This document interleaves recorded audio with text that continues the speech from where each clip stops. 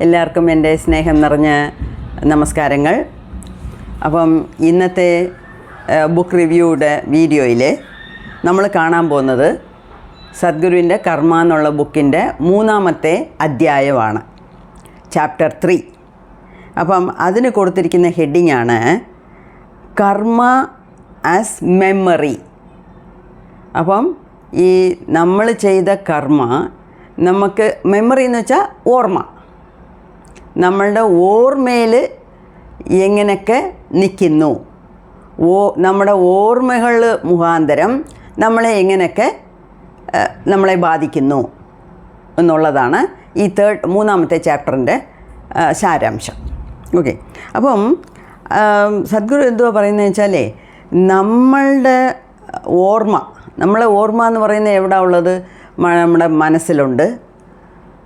മനസ്സിൽ തന്നെ conscious മൈൻഡിലുണ്ട്, sub conscious മൈൻഡിലുണ്ട്, ഇല്ലേ? അപ്പം ഈ ഓർമ്മ ഈ കർമ്മ എന്ന് പറയുമ്പം അത് പല പല പല രീതിയിൽ ഓർമ്മകളായിട്ട് നമ്മുടെ മനസ്സിൽ കിടപ്പുണ്ട്. അപ്പം നമ്മുടെ മൈൻഡ് അല്ലെങ്കിൽ മനസ്സ് ഒരു വലിയ കലവറയാണ്. ആ കലവറയ്ക്കകത്ത് ഈ ജന്മം നമ്മൾ ഇന്ന് വരെ ചെയ്ത് കൂട്ടിയ കർമാക്കൾ മാത്രമല്ല, കഴിഞ്ഞ ജന്മം, അതിൻ്റെ മുമ്പലത്തെ ജന്മം.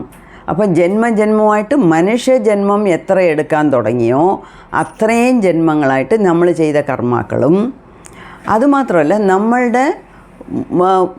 നമ്മളുടെ അമ്മയുടെ അച്ഛൻ്റെ, അല്ലാതെ അവരുടെ അമ്മയുടെ അച്ഛൻ്റെ, അമ്മൂമ്മയുടെ അപ്പൂപ്പൻ്റെ, അവരുടെ അമ്മൂമ്മയുടെ അപ്പൂപ്പൻ്റെ, അങ്ങനെ ഒരു 12 തലമുറ, 24 തലമുറ, എത്ര തലമുറ എന്ന് പറഞ്ഞാലും നമുക്ക് മതിയാവത്തില്ല. അത്രയും തലമുറകളുടെ കർമാക്കളും നമ്മളുടെ മനസ്സിൽ ഓർമ്മകളായിട്ട് കിടപ്പുണ്ട്. അതാണ് ഈ ചാപ്റ്ററിൻ്റെ പേര് കർമ്മ ആസ് മെമ്മറി. അപ്പോൾ ഇത്രയും ആൾക്കാർ ചെയ്തു കൂട്ടിയ കർമാക്കളെല്ലാം നമ്മൾ മെമ്മറിയായിട്ട്, ഓർമ്മകളായിട്ട് നമ്മുടെ മനസ്സിൽ കാത്തു സൂക്ഷിക്കുന്നുണ്ട്. ഓക്കെ, അപ്പം അതിൽ ഇപ്പം ഫിസിക്കൽ ബോഡി, ഇപ്പം കർമ്മ എന്ന് പറയുമ്പോഴേ ഫിസിക്കൽ ബോഡി, അതായത് ഈ സ്ഥൂല ശരീരത്തിനെ ബാധിക്കുന്നുണ്ട്, മനസ്സിനെ ബാധിക്കുന്നുണ്ട്. അല്ലാതെ നമ്മുടെ energy body, astral body, pranic body, നമ്മുടെ പ്രാണനെയും അത് ബാധിക്കുന്നുണ്ട്. അതാണല്ലോ ഈ 3 ലെവലിലുള്ള കർമാവിൻ്റെ ഇഫക്റ്റ്, അതിൻ്റെ ഫലം. അപ്പം ഈ ഫിസിക്കൽ ബോഡി എന്ന് പറയുന്നത് എന്തുവാ? ഈ നമ്മുടെ ദേഹം എന്ന് പറയുന്നത് മെയിനായിട്ട് നമ്മൾ കഴിക്കുന്ന ഫുഡ് കൊണ്ട് വളർന്ന ഒരു സാധനമാണ് നമ്മുടെ ഫിസിക്കൽ ബോഡി, അല്ലയോ? അപ്പം ഈ ഫിസിക്കൽ ബോഡിയിൽ നമ്മുടെ ഓരോരുത്തരുടെ ദേഹത്തും millions and millions of small units ഉണ്ട്. ആ യൂണിറ്റ്സിൻ്റെ പേരാണ് സെൽസ്. അപ്പോൾ സെൽസ്, ഓക്കെ. ഇപ്പം ഒരു വീട് കെട്ടുന്നു, അല്ലെങ്കിൽ ഒരു ചുമര് കെട്ടി വരുന്നു. അപ്പോൾ അതിനകത്ത് എന്തുണ്ട്? ഒരുപാട് ചെങ്കല്ല്, ഇല്ലയോ? നമ്മുടെ കല്ലുകൾ വെച്ചാണ് ചുടുകട്ട വെച്ചാണ് കെട്ടിക്കൊണ്ട് പോകുന്നത്, മതിൽ കെട്ടിക്കൊണ്ട് പോകുന്നത്.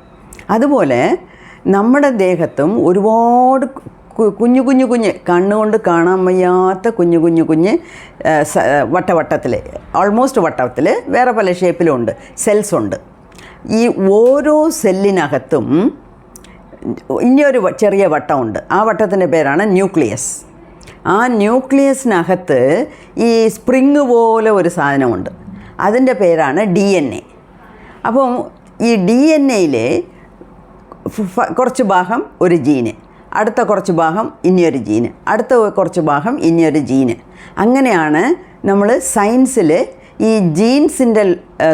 ജീൻസ് എന്നുള്ള സാധനത്തിനെ വർണ്ണിക്കുന്നത്, അതിന് പറയുന്നത്. ഇപ്പം നിങ്ങൾക്ക് ഇതൊന്നും മനസ്സിലായില്ലെങ്കിലും വേണ്ട,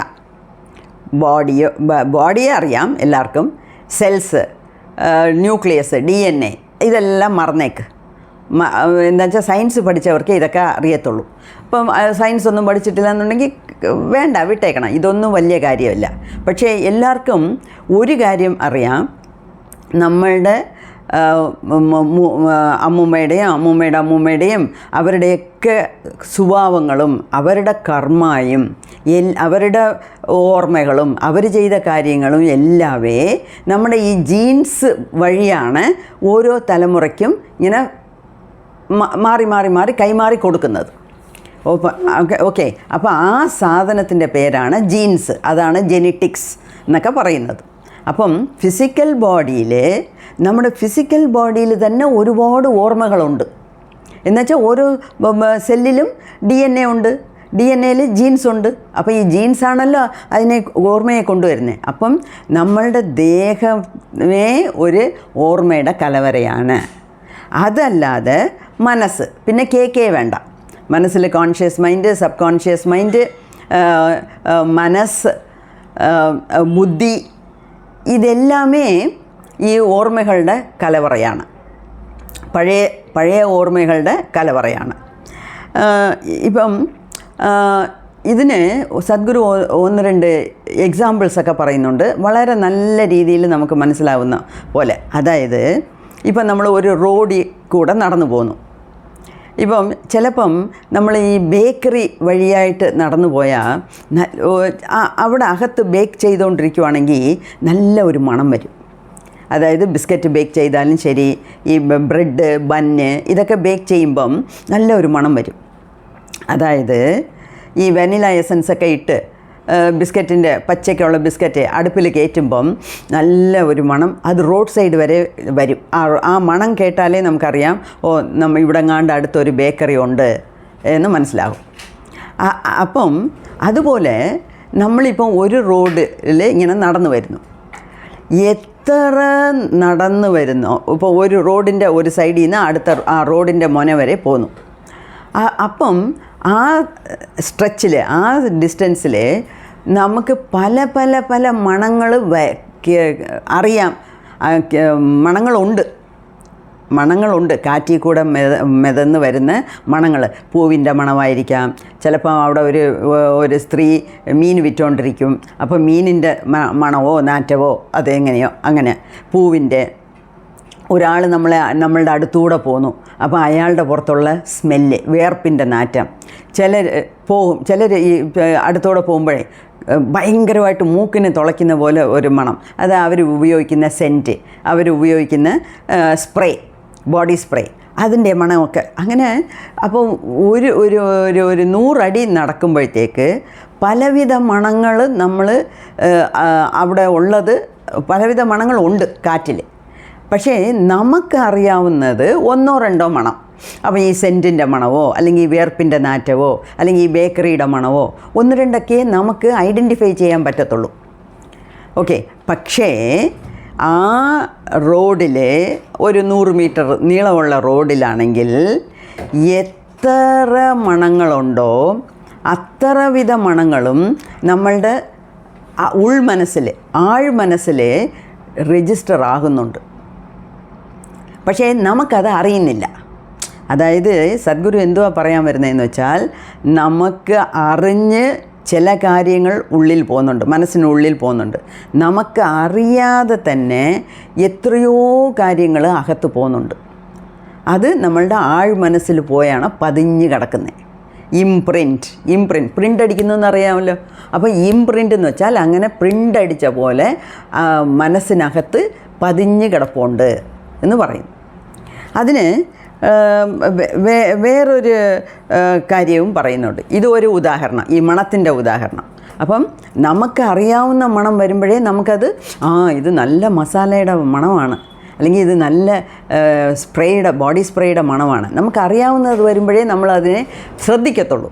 പക്ഷേ നമ്മൾ ശ്രദ്ധിക്കാതെ തന്നെ ഉള്ള മണങ്ങളെല്ലാം നമ്മളുടെ ഉൾമനസ്സിൽ ആഴെ പതിഞ്ഞിരിപ്പുണ്ട്. ഇതിന് വേറൊരു എക്സാമ്പിൾ പറയുന്നുണ്ട്. ഇപ്പം എനിക്ക് ചൈനീസ് ഭാഷയെ അറിഞ്ഞുകൂടാ. അപ്പോൾ അല്ലെങ്കിൽ ഒരാളിന് ചൈനീസ് ഭാഷ അറിഞ്ഞേക്കൂടാ. അപ്പോൾ അയാളെ ഈ ഹിപ്നോട്ടൈസ് ചെയ്യുന്നു വെച്ചാൽ അതിൽ നിന്ന് പഠിച്ച ആൾക്കാരുണ്ട്, ഡോക്ടേഴ്സ്. ആ ഡോക്ടേഴ്സേ അത് ചെയ്യത്തുള്ളൂ. അപ്പോൾ അവരെ നല്ല ഒരു സ്ഥലത്ത് ഇതിൽ ബെഡിൽ കിടത്തി അവരെ ഇങ്ങനെ ഉറക്കം വരാൻ വെച്ച് അവരുടെ അടുത്ത് ഇങ്ങനെ സംസാരിച്ച് അവരെ ഇങ്ങനെ എല്ലാം പഴയ രീതിയിൽ കൊണ്ടുപോകും. പഴയ ഓർമ്മകളെ മനസ്സിൽ നിന്ന് വെളിയിലെടുക്കാനുള്ള ഒരു ശ്രമമാണ് ഇത്. അതിനാണ് ഹിപ്നോട്ടിസം എന്ന് പറയുന്നത്. അപ്പോൾ ഈ ഹിപ്നോട്ടിസം ചെയ്ത് ഒരാളിനെ കിടത്തി ഉറക്കി വളരെ ഡീപ്പായിട്ട് ആഴ്ന്ന നിലയിലുള്ള ഉറക്കത്തിൽ നമ്മളൊരു 10 ചൈനീസ് വാക്യങ്ങൾ പറയുന്നു. അപ്പം അയാൾ ബോധത്തോടെയല്ല അല്ല ഇരിക്കുന്നത്, ഉറങ്ങുക, നല്ല ആഴത്തിലുള്ള ഉറക്കമാണ്. അപ്പം നമ്മൾ എന്തുവാ പറയുന്നതെന്ന് അങ്ങേർക്ക് കേൾക്കത്തില്ലെന്ന് വെച്ചാൽ അറിയത്തില്ല, അയാളുടെ ബോധത്തിൽ അത് വരുന്നില്ല. പക്ഷേ നമ്മൾ ഈ 10 സെൻറ്റൻസ് ചൈനീസിൽ പറയുന്നില്ലയോ, അത് അങ്ങനെ അകത്ത് പോയി ആഴത്തിൽ പതിയും.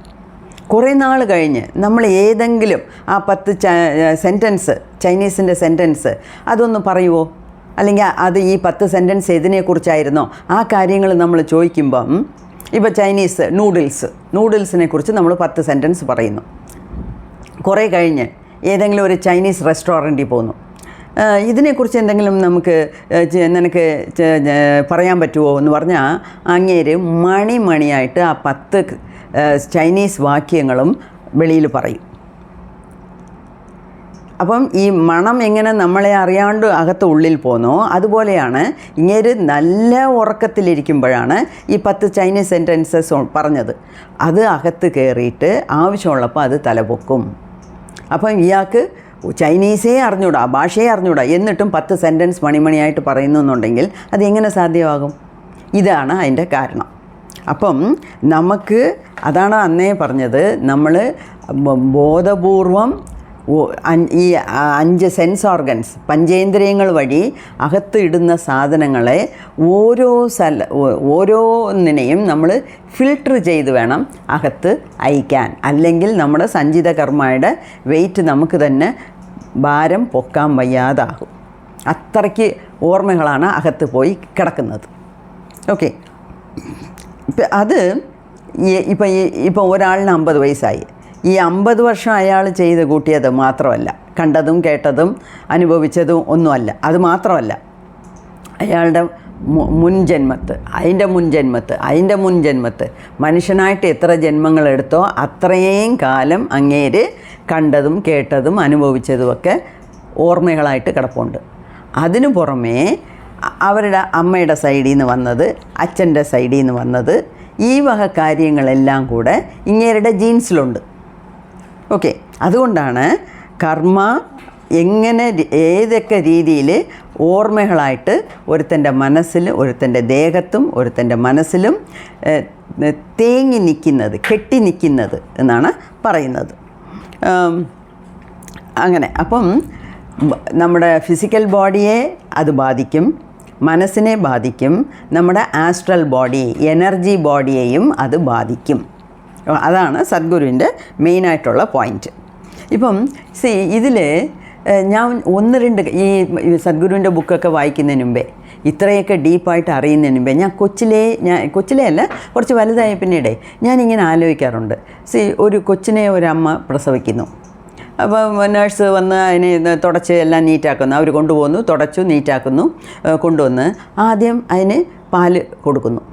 അപ്പം ഈ മുലപ്പാൽ കൊടുക്കുമ്പോഴേ ആ ഭാഗം വായി പോയ ഉടനെ ആ കുഞ്ഞ് ചപ്പാൻ തുടങ്ങുന്നു. നാക്ക് കൊണ്ടാണ് ഇങ്ങനെ അതിനെ അഴുത്തി, അതായത് പ്രഷർ കൊടുത്താണ് അതിങ്ങനെ ചപ്പി ആ പാലിനെ ഉറിഞ്ചി എടുക്കുന്നത്. അപ്പം ഞാൻ വിചാരിച്ചു, ചേടാ നമ്മളും ഇത്രയും വർഷമായിട്ട് ബ്ലാക്ക് ബോർഡും ചോക്ക് പീസും ഡസ്റ്ററും വെച്ച് പഠിപ്പിച്ചു കൊടുത്തു. പിന്നെ വൈറ്റ് ബോർഡായി, പിന്നെ സ്മാർട്ട് ബോർഡായി, ഇൻട്രാക്റ്റീവ് ബോർഡായി, പല ബോർഡുകളും വെച്ച് പിള്ളേർക്ക് പറഞ്ഞു കൊടുക്കുന്നു. എന്നിട്ടും എല്ലാ കുട്ടികളുടെ തലയിലും നമ്മൾ പറഞ്ഞു കൊടുക്കുന്ന രീതിയിൽ ഒന്നും കയറുന്നില്ല. പക്ഷേ ഈ കൊച്ചിന് ഈ മുലപ്പാലിൻ്റെ ആ ഭാഗം അങ്ങനെ വായി വെച്ച ഉടനെ തന്നെ എങ്ങനെ ഇതിന് ചപ്പി കുടിക്കണമെന്ന് മനസ്സിലാകുന്നു എന്ന് ഞാൻ പല പ്രാവശ്യം ചിന്തിച്ചിട്ടുണ്ട്. അപ്പം ഇത് എവിടുന്ന് ഏത് വൈറ്റ് ബോർഡ് വെച്ചാണ് ഇതിന് പറഞ്ഞു കൊടുത്തത്? ഇതിന് ഒന്നും പറഞ്ഞു കൊടുക്കാതെ ഇത് അറിയുന്നല്ലോ. ഇപ്പോഴാണ് എനിക്ക് വളരെ ക്ലിയറായിട്ട്, പിന്നെ ഇതൊക്കെ പഠിച്ചപ്പോഴാണ് എനിക്ക് മനസ്സിലായേ ഇതെല്ലാം പഴയ മെമ്മറി, പഴയ ഓർമ്മകളാണ്. അതുകൊണ്ടാണ് ആ പാലിൻ്റെ ഇത് വെച്ച ഉടനെ തന്നെ അത് എത്ര പ്രയാസമെന്നോ. ശരിക്കും പറഞ്ഞാൽ ആ കൊച്ച് ഒരുപാട് പാടുപെട്ടാണ് ആ പാലിനെ ഉറിഞ്ചിയെടുക്കുന്നത്. എന്നുവെച്ചാൽ പാല് തന്നെത്താനെ ഇങ്ങനെ ചോർന്ന് വരുന്നില്ല. ആ കുഞ്ഞു നാക്ക് കൊണ്ട് വെച്ച് അമർത്തിയാണ് ഓരോ ചൊട്ട് പാലായിട്ട് അതെടുത്ത് കുടിക്കുന്നത്. പക്ഷേ അത് വെച്ച ഉടനെ അതിന് കുടിക്കണമെന്നൊരു വേഗം വരുന്നില്ല. അതുപോലെ ഞാൻ ഒരുപാട് കൊച്ചുങ്ങളെ കണ്ടിട്ടുണ്ട്.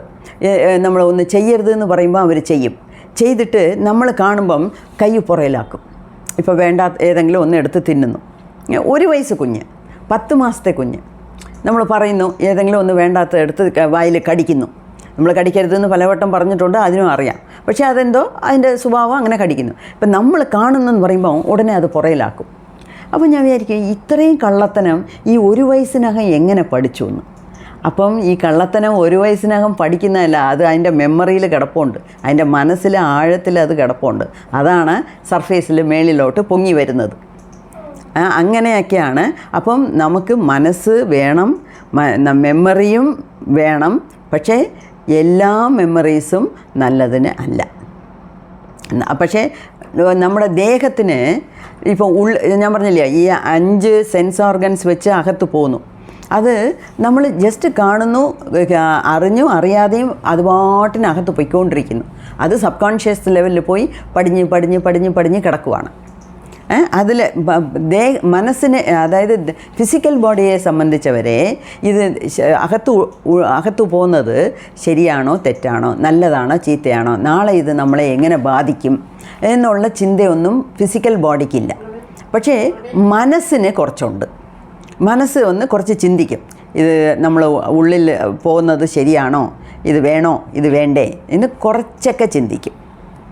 പക്ഷേ ഫിസിക്കൽ ബോഡിക്ക് അങ്ങനെ ഒരു ചിന്തയില്ല. അത് കാണുന്നതെല്ലാം ഉൾവാങ്ങി അകത്തിട്ട് അടച്ച് വെച്ചിരിക്കുക. അപ്പം ഓരോ മനുഷ്യനും ഈ കർമാക്കളുടെ കലവറയാണ് എന്നാണ് പറയുന്നത്. പിന്നെ വേറൊരു കാര്യം, ഈ എനർജി ബോഡി തിരിച്ചും ഞാൻ പറയുന്നത് എന്താണെന്ന് വെച്ചാൽ കേൾക്കുന്നവർക്ക് കൺഫ്യൂഷൻ വരരുത് എന്നാണ്. അതായത് energy body, astral body, pranic body, ഇത് 3 ഒന്നാണ്. ഓക്കെ, ഈ 3 വാക്കുകളും ഒരേ സാധനത്തിനെയാണ് പറയുന്നത്. ഈ ഒരേ സാധനം എന്ന് പറയുമ്പോൾ എന്തുവാ? അതായത് നമ്മളുടെ ഈ സ്ഥൂല ശരീരം, നമ്മളുടെ മനസ്സ്, ഫിസിക്കൽ ബോഡി, മെൻ്റൽ ബോഡി, ഇതിനല്ലാതെ അടുത്ത ലെയർ ആണ് ഈ എനർജി ബോഡി. ഈ എനർജി ബോഡിയെ നമുക്ക് എങ്ങനെ ചിത്രീകരിക്കാമെന്ന് പറഞ്ഞാൽ,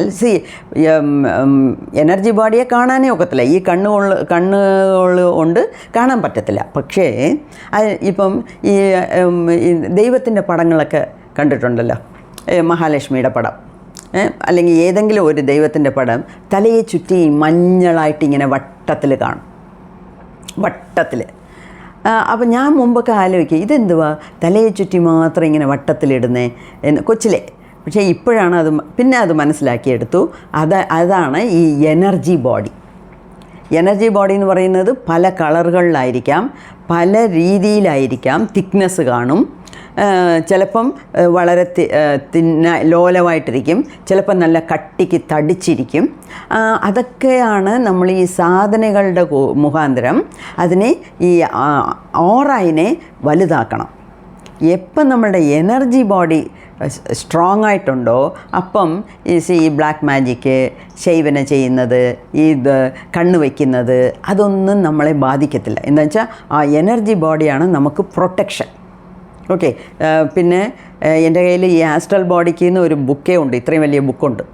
അതിനകത്ത് നല്ല ഡീറ്റെയിൽ ആയിട്ട് പറഞ്ഞിട്ടുണ്ട്.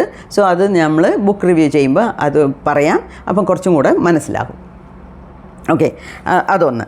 അപ്പം സദ്ഗുരു പറയുന്നത് കൊച്ചിലെ സദ്ഗുരു ഒരു 4-5 വയസ്സിരിക്കുമ്പം ഒരു സ്ഥലത്തിങ്ങനെ ചുമ്മാതിരിക്കുമ്പം വീട്ടിലെ ആൾക്കാർ, അമ്മ, അച്ഛൻ, മറ്റേ വീട്ടിലുള്ള മെമ്പേഴ്സെല്ലാം അങ്ങോട്ടും ഇങ്ങോട്ടും നടക്കുമല്ലോ. അപ്പം ഇദ്ദേഹത്തിന് അവരെയൊക്കെ കാണുമ്പം ഈ ഒരു ഒരു ഈ വെറും ഒരു ഈ ആവിയുടെ കൂട്ടാണ് കാണുന്നതെന്ന്.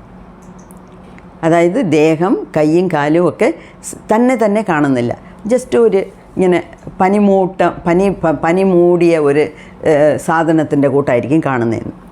എപ്പോഴാണ്? സദ്ഗുരുവിൻ്റെ 4-5 വയസ്സിൽ ഇരിക്കുമ്പം.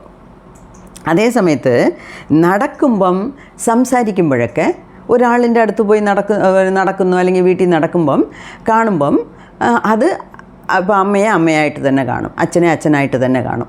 പക്ഷേ ഒരു സ്ഥലത്ത് ഇരിക്കുമ്പം ഈ ഇങ്ങനെ ഒരു പനി പടർന്ന ഒരു ഇതായിട്ടാണ് അമ്മയെ കാണുന്നത്. അപ്പോൾ ഇദ്ദേഹത്തിനെ അറിഞ്ഞൂടാ കൊച്ചിലെ, 4-5 വയസ്സിൽ എന്താ അറിയും. പിന്നെയാണ് അദ്ദേഹത്തിന് മനസ്സിലായേ അദ്ദേഹം കണ്ടത് ഓറയാണ്. ഓറ എന്ന് വെച്ചാൽ AURA, ഓറ എന്ന് പറഞ്ഞാൽ നമ്മുടെ എനർജി ബോഡിയാണ്. ഇപ്പം എൻ്റെ ഗുരു യോഗീസ് രാജ സാറിന് ഇതുപോലെ കൊച്ചിലെ ഈ മറ്റവരെ കാണുമ്പം അവരവരുടെ എനർജി ബോഡിയെ അദ്ദേഹത്തിന് കാണാൻ പറ്റും. ശരിക്കും പറഞ്ഞാൽ ഞാൻ ആദ്യമായിട്ട് അദ്ദേഹത്തിനെ പോയി കാണുമ്പം ഇതേപോലെ വൈറ്റ് ഇട്ട് ഒരു വലിയ തട്ടത്തിൽ പഴം, പൂവ് അതൊക്കെ കൊണ്ടുപോയി വെറ്റില പാക്കൊക്കെ വെച്ച് അദ്ദേഹത്തിനെ തൊഴുതിട്ട് ദക്ഷിണയും കൊടുത്തിട്ട് ഞാൻ പറഞ്ഞു, ഇങ്ങനെ മെഡിറ്റേഷനിൽ എനിക്ക് എപ്പോഴും ഉറക്കം വരുന്നു. ഇതൊരു 5-6 വർഷത്തിന് മുമ്പേ എപ്പോഴും ഉറങ്ങി വീഴുന്നു, എനിക്ക് മെഡിറ്റേഷനിൽ കുറച്ചുകൂടെ കോൺസെൻട്രേഷൻ ചെയ്യാൻ പറ്റണം എന്ന് പറഞ്ഞപ്പോൾ അദ്ദേഹം പറഞ്ഞു, നിങ്ങൾക്ക് ഒരു കുഴപ്പവും കാണുന്നില്ലല്ലോ, നല്ല തന്നെയല്ലോ ഇരിക്കുന്നേ എന്ന്. അപ്പോൾ അദ്ദേഹത്തിന് ചുമ്മാതെ ഇരുന്നാലേ ഒരുത്തരുടെ ഓറയിനെ കണ്ടുപിടിക്കാൻ പറ്റും. അതായത് എത്ര കട്ടിക്കുണ്ട്, അല്ലെങ്കിൽ എത്ര ലോലമായിട്ടുണ്ട്, എത്ര അടി നീളമുണ്ട്. അപ്പോൾ അദ്ദേഹമൊക്കെ ഞങ്ങളെ ഓരോ ക്യാമ്പിൽ വിളിക്കുമ്പോഴും ഓരോരുത്തരെയും നിൽക്കാൻ പറഞ്ഞ് അതിൽ നിന്ന് ഒരു പടവേ വരച്ച് വെച്ചിട്ടുണ്ട്, ഒരു പേപ്പർ ഞങ്ങൾക്ക് തന്നിട്ടുണ്ട്. 3 മാസം 6 മാസം കൂടുമ്പോൾ ഞങ്ങൾ പോകുമ്പം അദ്ദേഹം ഞങ്ങളുടെ ഓറയിനെ അളന്ന് പറയും. ഇപ്പോൾ 10 അടിയുണ്ട്, 12 അടിയുണ്ട്. അപ്പം ഗൗതമ ബുദ്ധയുടെ ഓറ എന്ന് പറയുന്നത് എത്രയോ മൈൽ നീളത്തിന് കിടക്കുന്നു, എത്രയോ മൈലുകളിൽ. അപ്പം ഇപ്പോൾ 3 മൈലിന് പടർന്ന് വിരിഞ്ഞ് കിടക്കുന്നു എന്ന് വെച്ചോണം.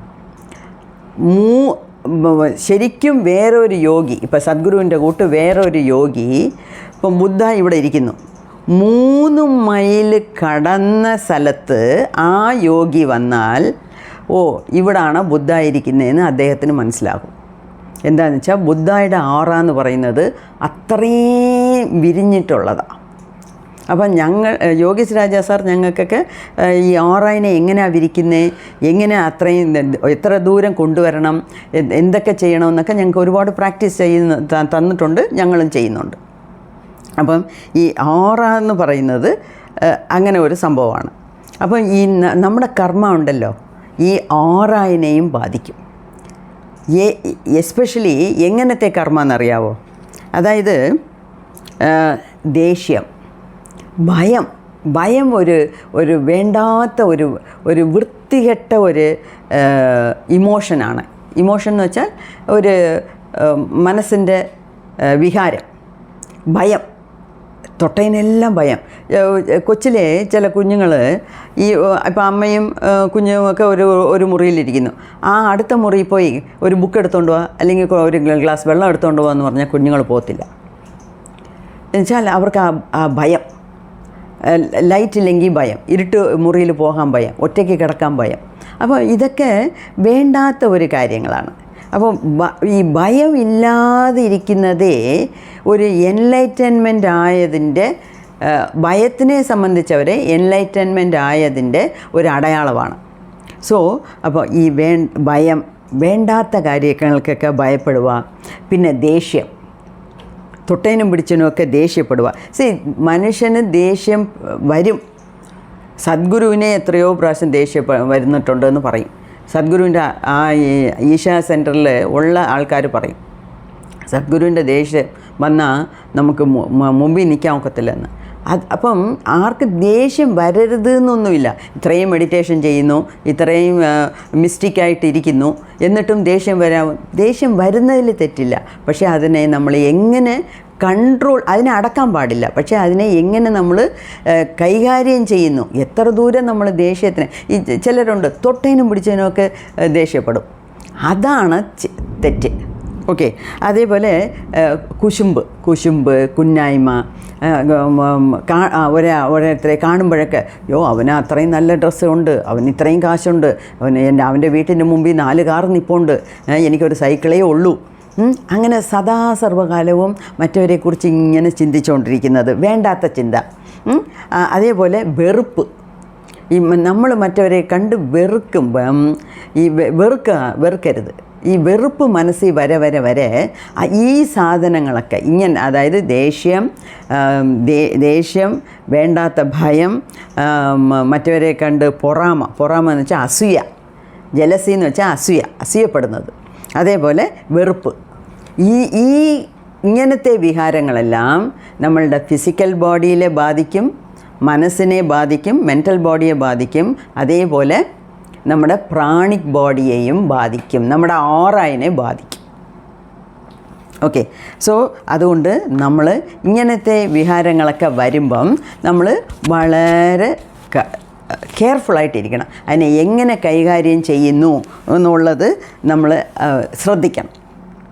ദേഷ്യം വരുന്നതിൽ തെറ്റില്ല, പക്ഷേ ആ ദേഷ്യം വരുമ്പം നമ്മൾ എത്ര ദൂരം എങ്ങനെ ആ ദേഷ്യത്തിനെ വെളിക്കാണിക്കുന്നു എന്നുള്ളതാണ്. അതൊരു കൺട്രോൾഡായിട്ടിരുന്നാൽ തെറ്റില്ല. ഇപ്പോൾ കൊച്ചുങ്ങൾ തെറ്റ് ചെയ്യുന്നു, അപ്പോഴും നമ്മൾ ദേഷ്യപ്പെടാതിരുന്നാൽ അവർക്കറിയത്തില്ല അവർ ചെയ്തത് തെറ്റാന്ന്. അപ്പോൾ എപ്പോഴും നമ്മൾ അഡ്വൈസ് ചെയ്ത് നല്ല വാക്ക് പറഞ്ഞുകൊണ്ടിരുന്നാൽ നടക്കത്തില്ല ചിലപ്പോഴൊക്കെ. അപ്പം ചിലപ്പം ദേഷ്യപ്പെടണം, അതിൻ്റെ രീതിയിൽ നമ്മൾ മനസ്സിലാക്കി കൊടുത്താലേ ഒക്കത്തുള്ളൂ.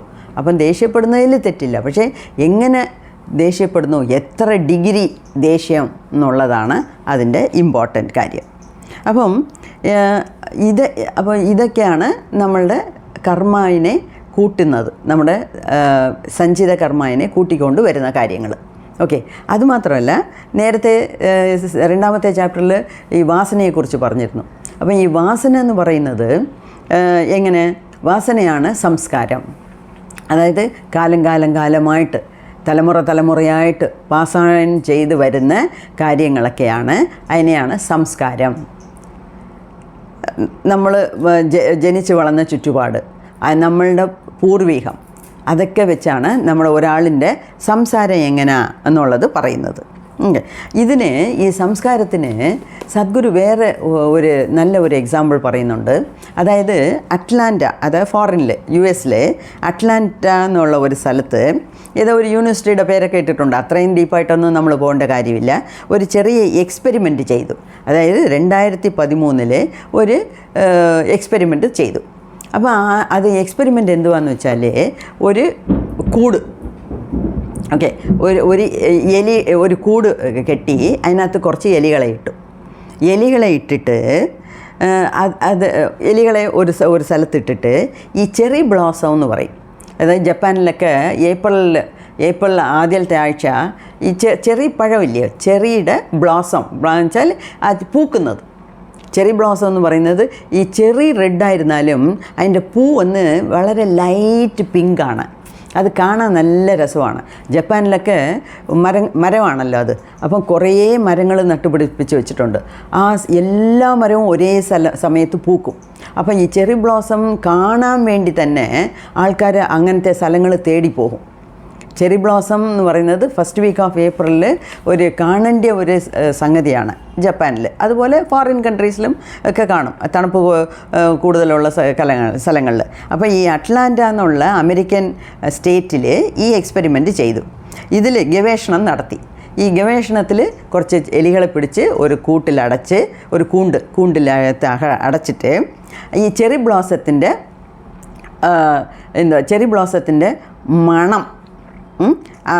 മണം അകത്ത് വിട്ടു. ആ സ്പ്രേ അടിച്ചു, ചെറി ബ്ലോസത്തിൻ്റെ സ്പ്രേ അടിച്ചു. ഈ ചെറി ബ്ലോസത്തിൻ്റെ സ്പ്രേ അടിക്കുന്നതിന് പുറമേ ഒരു ചെറിയ ഇലക്ട്രിക് ഷോക്കും കൊടുത്തു.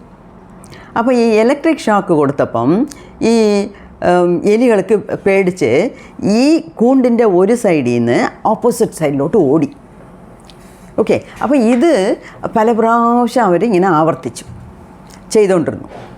പിന്നെ അപ്പം പിന്നെ ഈ ഇലക്ട്രിക് ഷോക്ക് കൊടുത്തില്ലെങ്കിൽ പോലും ഈ ചെറി ബ്ലോസത്തിൻ്റെ മണം അകത്ത് അടിക്കുമ്പോഴേ അവർ ഓടാൻ തുടങ്ങി. അവരെന്ന് വെച്ചാൽ ഈ എലികളെല്ലാം ഈ കോർണറിൽ നിന്ന് അടുത്ത കോർണറിലേക്ക് ഓടാൻ തുടങ്ങി. ഓക്കെ, അതുമാത്രമല്ല ഈ എലികൾ കുട്ടിയിട്ടത് അടുത്ത തലമുറ ആ എലികളെയും പിടിച്ച് ഇതുപോലെ ചെയ്തു. അപ്പോൾ ആ അടുത്ത തലമുറയ്ക്ക് അവർ ഇലക്ട്രിക് ഷോക്കേ കൊടുത്തില്ല, വെറും ഈ ചെറി ബ്ലോസത്തിൻ്റെ മണം സ്പ്രേ ചെയ്തപ്പോഴേ അവർ പേടിച്ച് ഓടാൻ തുടങ്ങി.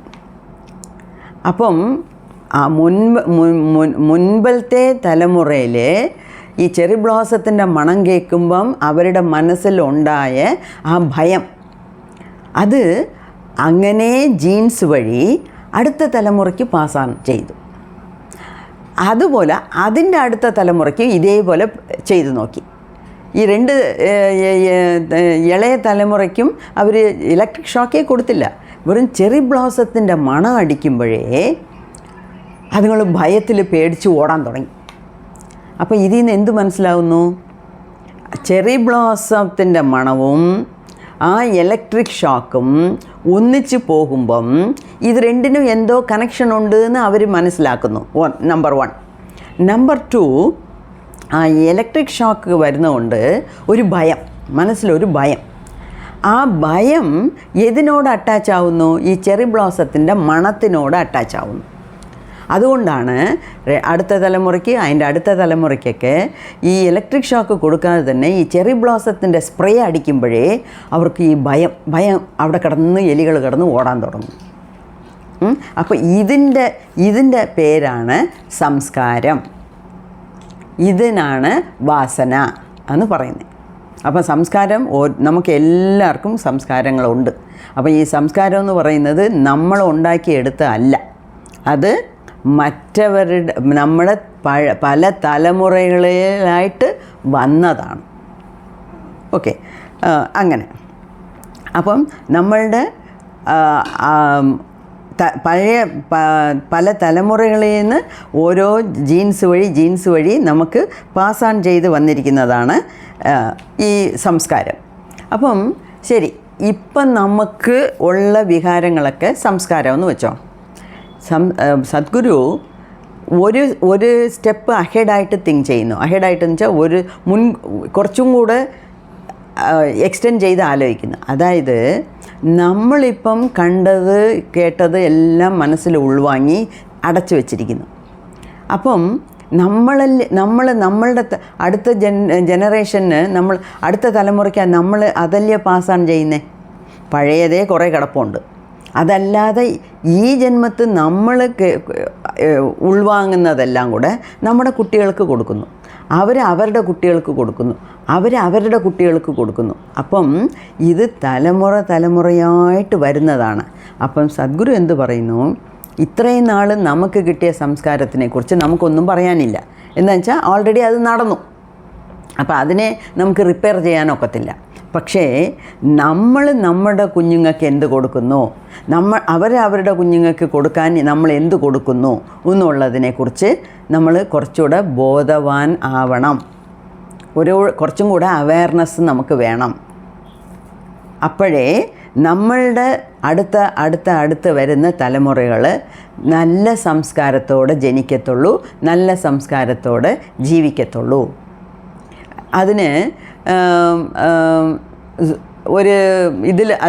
അതിന് ഒരു പുതിയ പേര് കൊടുത്തിട്ടുണ്ട്. പുതിയ പേരല്ല, അതിന് ഇക്കോളജി, അതായത് ഈ നമ്മളുടെ ചുറ്റുപുറം, നമ്മൾ ജീവിക്കുന്ന ചുറ്റുപുറങ്ങളൊക്കെ എങ്ങനെ ഉണ്ട് എന്നുള്ളത് അതിനെക്കുറിച്ച് പഠിക്കുന്നതാണ് ഇക്കോളജി. അപ്പോൾ ഈ ഇക്കോളജി സബ്ജക്റ്റിൽ സസ്റ്റൈനബിൾ ഡെവലപ്മെൻ്റ് എന്ന് പറയും. സസ്റ്റൈനബിൾ ഡെവലപ്മെൻ്റ് എന്ന് വെച്ചാൽ നമ്മളിപ്പം ഈ ജന്മം എടുത്തു, ഇവിടെ ജനിക്കുന്നു. അപ്പം ഈ എർത്ത് എങ്ങനെ ഉണ്ട്, അതിനകത്ത് എത്ര നല്ലതുണ്ട്, എത്ര പൊല്യൂഷനുണ്ട്, എത്ര വാട്ടർ പൊല്യൂഷൻ, എത്ര നോയ്സ് പൊല്യൂഷൻ ഉണ്ട് എന്ന് നമുക്കിപ്പോൾ അറിയാം. അപ്പം നമ്മൾ മരിച്ച് നമ്മളുടെ അടുത്ത തലമുറയ്ക്ക് വിട്ടേച്ച് പോകുന്നത് നമ്മൾക്ക് കിട്ടിയതിനെക്കാട്ടിലും ഒരു ഷെയ്ഡ് ബെറ്ററായിരിക്കണം എന്നാണ് പറയുന്നത്. അപ്പോൾ അതിൻ്റെ പേരാണ് ഈ സസ്റ്റൈനബിൾ ഡെവലപ്മെൻറ്റ് എന്ന് പറയുന്നത്. ഓക്കെ, ഇനി കുറച്ചും കൂടെ കാര്യങ്ങളുണ്ട്. അതായത് ഈ 3ാമത്തെ ചാപ്റ്ററിലെ കുറച്ചും കൂടെ പറയുന്നുണ്ട് ഋണാനുബന്ധ. അത് നമുക്ക് അടുത്ത വീഡിയോയിൽ കാണാം. ഓക്കെ, നന്ദി, നമസ്കാരം.